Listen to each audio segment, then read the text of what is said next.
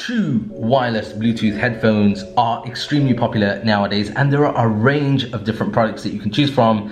Well, this is the latest from the guys at Jabra, the Elite 65T, and in this video I'm going to give you my honest opinions, having used them for the last 2 months.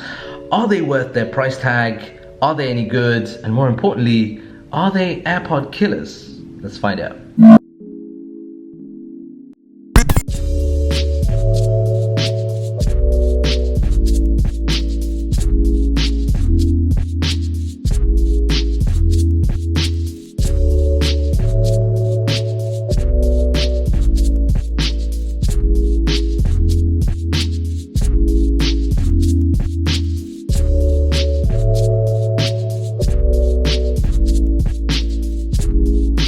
Back to another video here on EMKWAN Reviews. You're watching me, EMKWAN. Before we get into today's video, if you're new around here, then as always, smash that subscribe button down below and hit the notification icon to see more videos like this go live. And you want to do that because in the next video, I'm actually going to be giving away a smartphone to celebrate 50,000 subscribers here on the channel.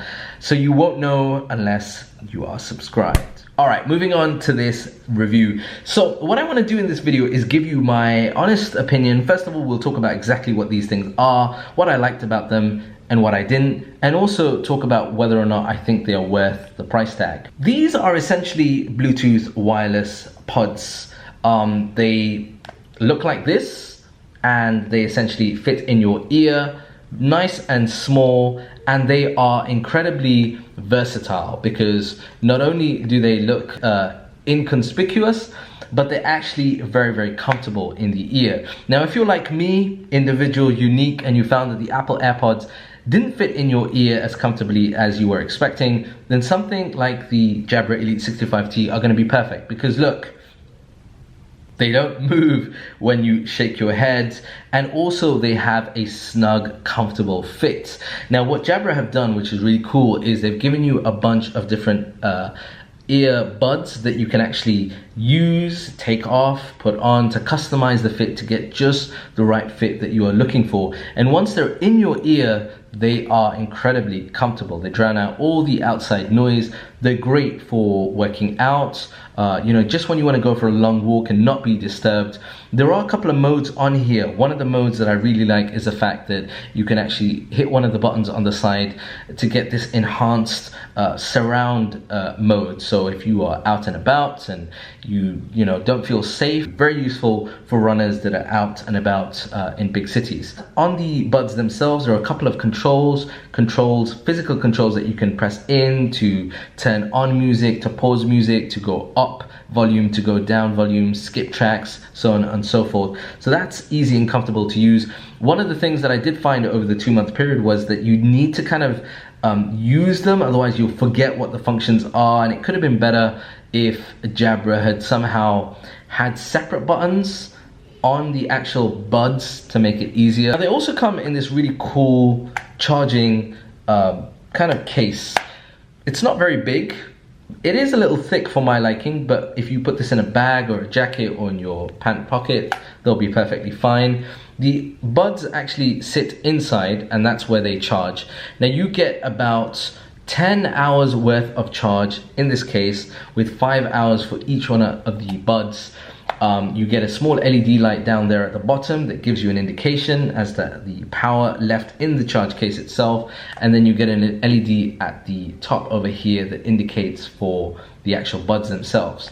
Charging these are really easy because you get a micro USB port down at the bottom, but most of us have those micro USB cables lying around the house, so it's nothing proprietary and it makes easy charge on the go.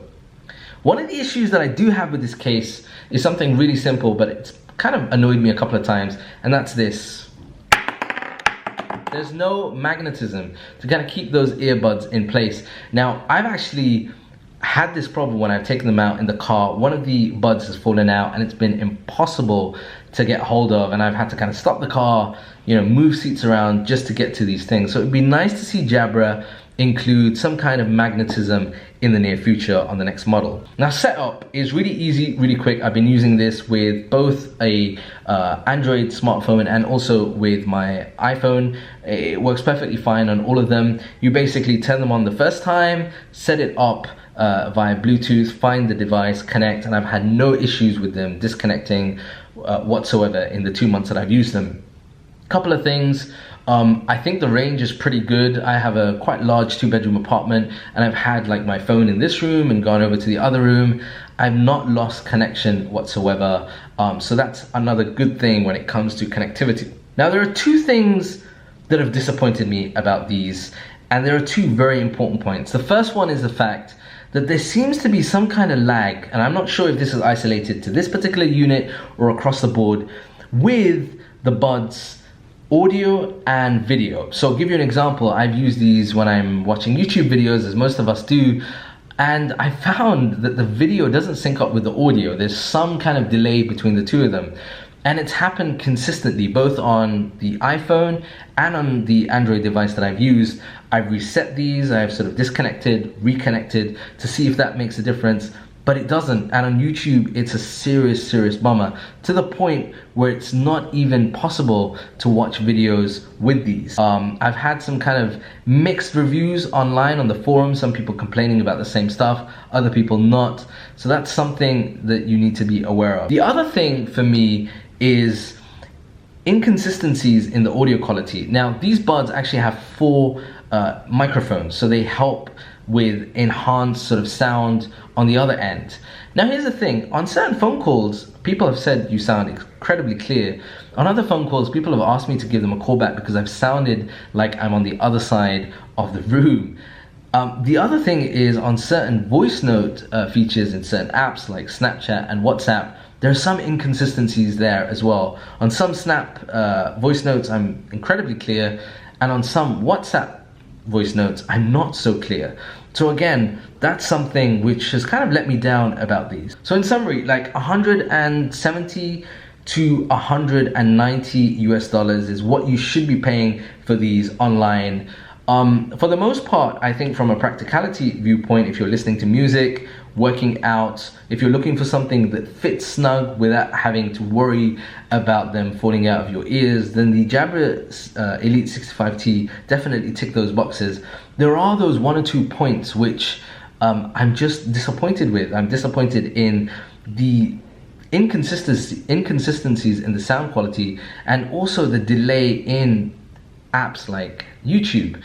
I have to point out that that delay seems to only be isolated on an app like YouTube, because I've watched through other videos in my camera roll and there have been no issues there. So that's something which disappointed me about the Elite 65T. Hey guys, that's it from me for now in this video. If you've enjoyed it, as always, smash that like button down below. Leave your comment. Do you think these 65Ts are AirPod killers? That's it from me for now. Like I said, stay tuned to the next video because I will be giving away a smartphone. Until next time, I'm EMKWAN. Peace and blessings.